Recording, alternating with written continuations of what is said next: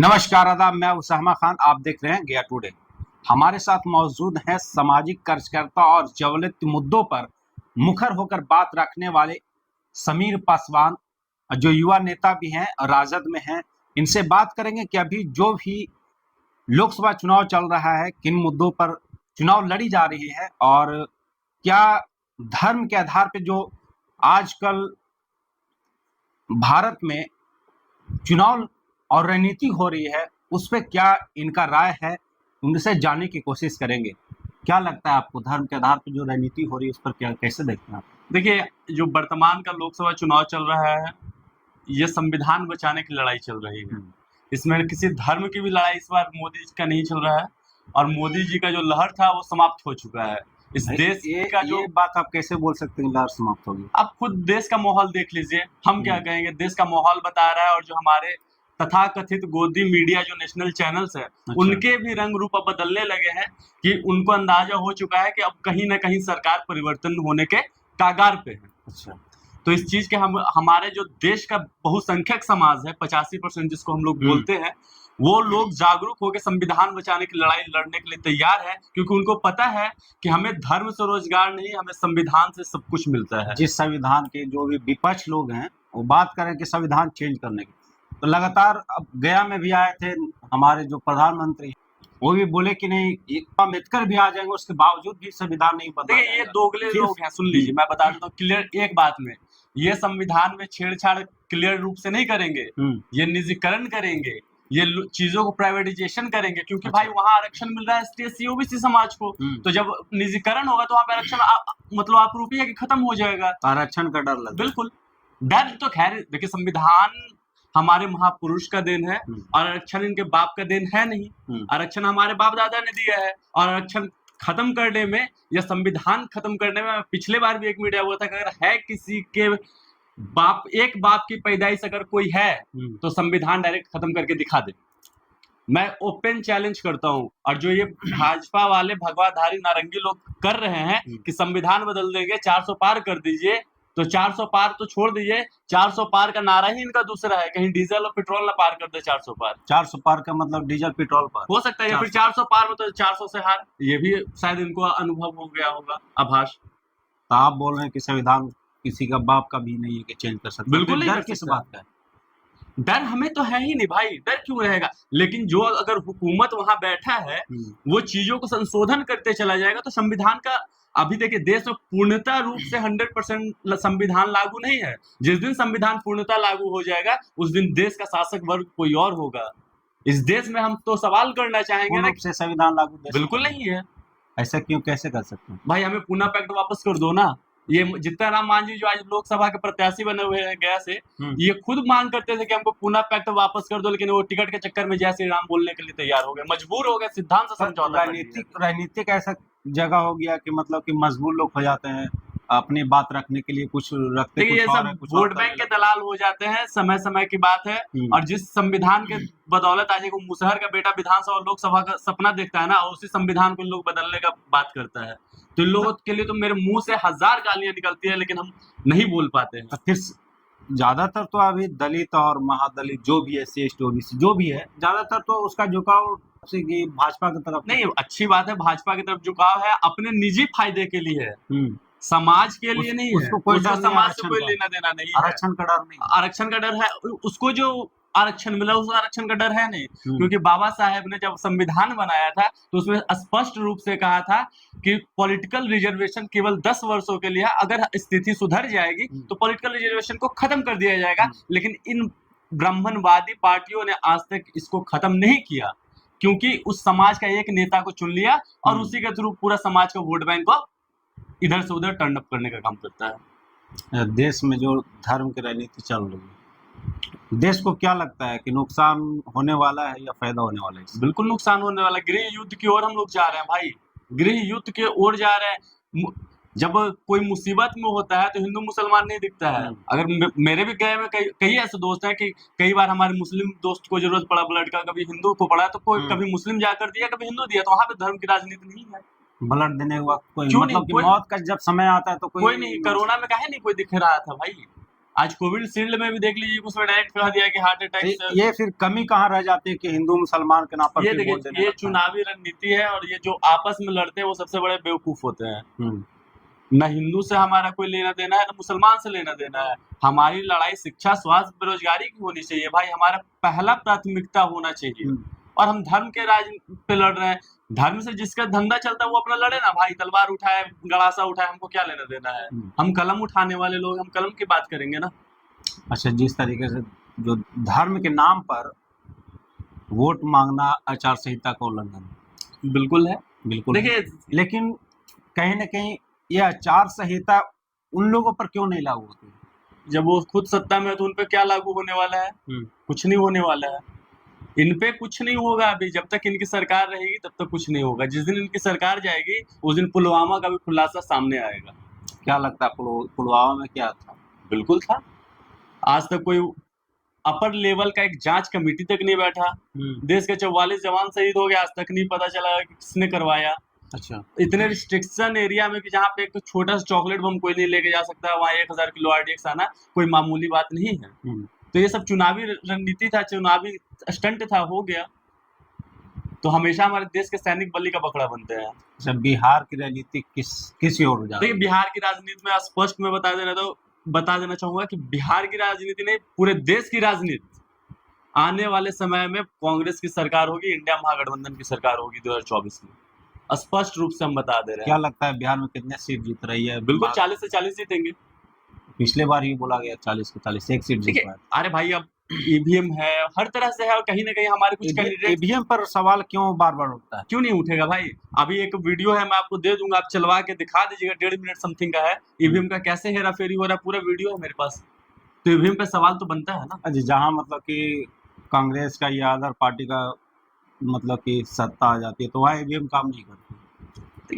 विधानसभा चुनाव, लोकसभा चुनाव, सबका एक अलग मेथड होता है। जहाँ कार्यकर्ता मजबूत होता है वहाँ ईवीएम का गड़बड़ी नहीं होता है, जहाँ कार्यकर्ता थोड़ा ढीला पड़ता है वहाँ ईवीएम का गड़बड़ी होना। मतलब थोड़ा सा चुप हो गया, बिल्कुल चला जाता है। अब गया जिला में पिछले बार जो पहला चरण का चुनाव हुआ 19 अप्रैल को, गया कॉलेज में पड़ा हुआ है। अब वहां से 1-1.5 महीने का कौन लेगा ठीका? अब वहां से गड़बड़ी होगा तो कौन जान रहा है कि ईवीएम कहाँ है, नहीं है। वो तो प्रशासन की सुरक्षा में है, वो सब सुरक्षा में, हम भी संविधान की सुरक्षा में, लेकिन हमारे संविधान को धज्जियां उड़ाया जा रहा है ना भाई। लोग कहता है कि बिहार में दारू नहीं मिलता, तो दारू मिल रहा है ना भाई। तो कितना भरोसा किस पे है वो सबको पता है। प्रशासन भी भरोसा नहीं है। हम तो क्लियरली बोल दिए, हम किसी को टारगेट क्यों करें। हम तो क्लियरली बोल रहे हैं ना कि नीतीश बाबू बोलते हैं कि शराब बंद है, लेकिन घरे घर फोन डिलीवरी पे पहुंच रहा है। तो शराब बंद पूर्णतः नहीं है, सबको पता, जग जाहिर है। इनका तमाम एजेंडा जितने भी है केवल देश में धार्मिक उन्माद फैलाने का। मैं देशवासियों से एक सवाल करना चाहूंगा कि माननीय प्रधानमंत्री के आज तक कोई एक ऐसा काम बता दीजिए जो प्रधानमंत्री जनता हित में किए हो। आदिवासी राष्ट्रपति को बेइज्जती करने के काम किए हैं उन्होंने, और भी जितने काम किए हैं। तो मुसलमानों के प्रति भड़काने का, चाहे राम मंदिर हो, 370 हो, 3 तलाक हो। 3 तलाक आपसे कोई जबरदस्ती मांग रहा था क्या? आप क्यों ला कर दिए? या फिर जितने भी आज तक जो काम किए केवल हिंदू और मुसलमान के बीच आपसी नफरत पैदा करने का काम किया है। ऐसा लगता है कि आपको सिर्फ नफरत भरा जा रहा है लोगों के बीच में। बिल्कुल, इसमें कहीं नफरत कहाँ तक घटा दे सकता है? जब तक श्रीलंका वाला हाल ना हो जाए। ऐसा कैसे बोल सकते कि श्रीलंका का हाल भारत का भी हो जाएगा? काहे नहीं होगा?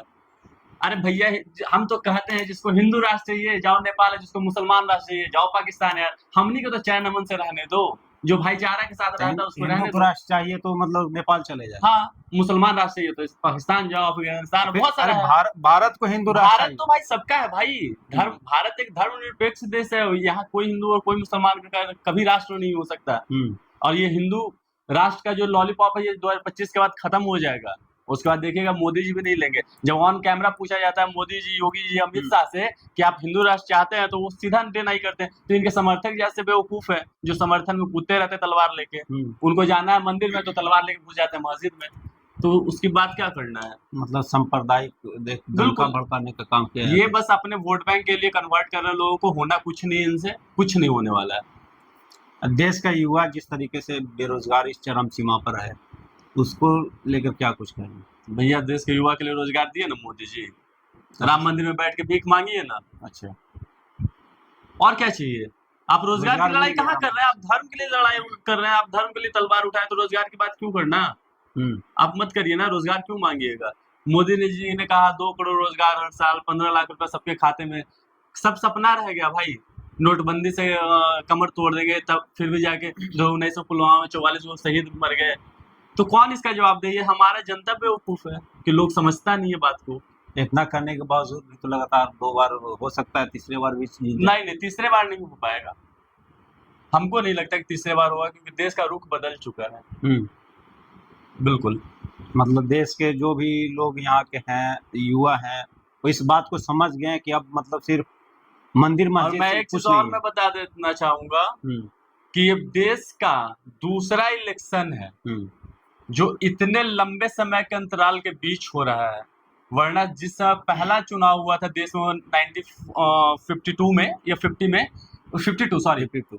उस समय इससे भी कम समय में इलेक्शन हुआ था। Modi ji 1 nation 1 education 1 election कीजिए, तब आएगा देश असली अपने एक प्रारूप में। ये जो आप घोटाले की तैयारी कर रहे हैं, जहां कर्नाटक में जान रहे हैं कि हमारा एक भी सीट नहीं निकलेगा, तो एक दिन में सारे का सारा लोकसभा क्लियर करवा दिए, और जहां देख रहे हैं कि घोटाला करना है वहां लंबे लंबे समय खींच रहे हैं। तो ये चाल भी है। ये मोदी जी कर रहे हैं। तो और कौन करेगा। ये इलेक्शन कमीशन कहाँ सुन रहा है, हाईकोर्ट भी का भी नहीं सुन रहा है इलेक्शन कमीशन। तो मतलब कि कुछ है रह ही नहीं गया। बिल्कुल नहीं है भाई, कोई इलेक्शन कमीशन को भी नहीं कुछ नहीं समझ रहा, कोई नहीं समझ रहा, नहीं समझ रहा। ये देश बहुत ही गर्त में जाने के लिए तैयार है। इस बात को हमारे देशवासियों को समझने की जरूरत है, और खास करके युवा वर्ग के, कि आप धर्म की लड़ाई को छोड़कर अपने शिक्षा, अच्छे स्वास्थ्य, अपने रोजगार की लड़ाई के लिए लड़े, बहुत अच्छा आप होगा। एक युवा हैं, फर्स्ट वोटर जो है, उसके लिए क्या कुछ कहेंगे।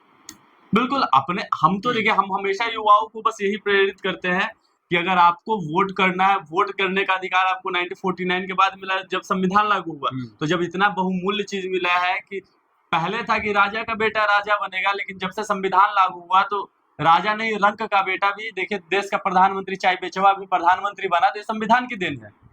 तो आप अपने वोट की ताकत को पहचानिए, और उस वोट के ताकत से ही आप सब कुछ कर सकते हैं। ये आप मानते हैं कि चाय बेचने के बाद संविधान ना होता तो ये भी आज स्टेशन पे ही चाय चाय चिल्ला रहे होते, चाय बेचे थे या फिर बैठ के भीख मांग रहे होते। अरे भाई ये तो अपने कहते हैं, हम कहाँ से कहेंगे। वो कहते हैं 35 साल भीख मांग के खाए हैं, मेरी माँ झाड़ू बर्तन करती थी। उन्हें संविधान का देन है, और उसी संविधान को खत्म करके मनुस्मृति को लागू करना चाहते हैं, जो कि ये कभी होगा नहीं, इनका सपना है। तो मनुस्मृति में क्या है जो मतलब सभी को डर लग रहा है इसमें। मनुस्मृति क्या है वो सबको अच्छे से पता है। अभी आजादी से हम लोग ज्यादा साल पार नहीं किए हैं, कमर में झाड़ू लटकाए हुए ज्यादा दिन नहीं हुआ है हमारे पुरखों को, तो सबको पता है कि मनुस्मृति क्या है।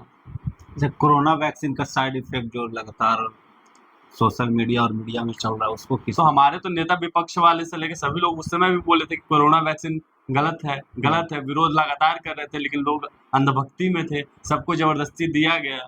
अब क्या होगा, अब आगे देखते हैं।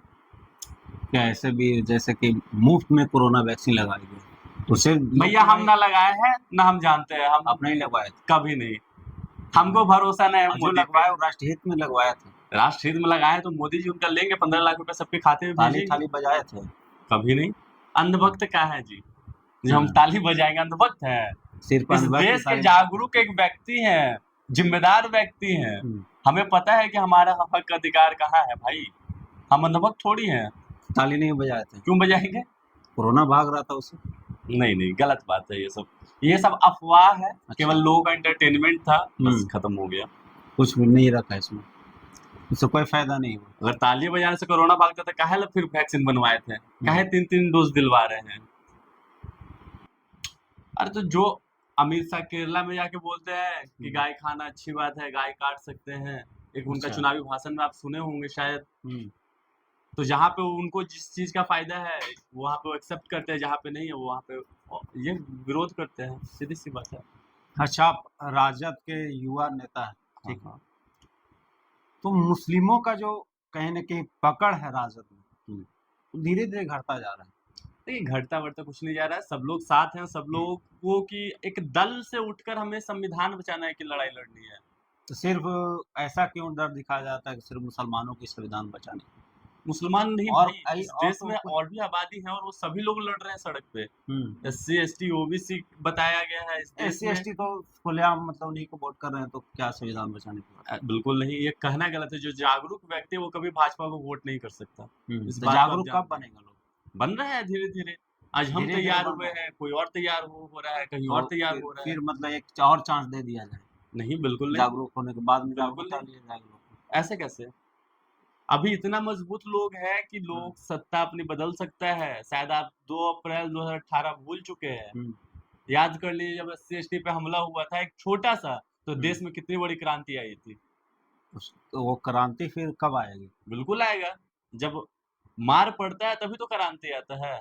अभी मार नहीं पड़ा अभी है। मार नहीं पड़ रहा है तो क्रांति नहीं आ रहा है। जिस दिन मार तो पड़ेगा उस दिन फिर सब उठ पड़ेगा। तो ये मार कब पड़ेगी? अब जब मोदी जी मारे, हम तो चाह रहे हैं कि जितना जल्दी मारे, है ना? तभी तो क्रांति पैदा होगा।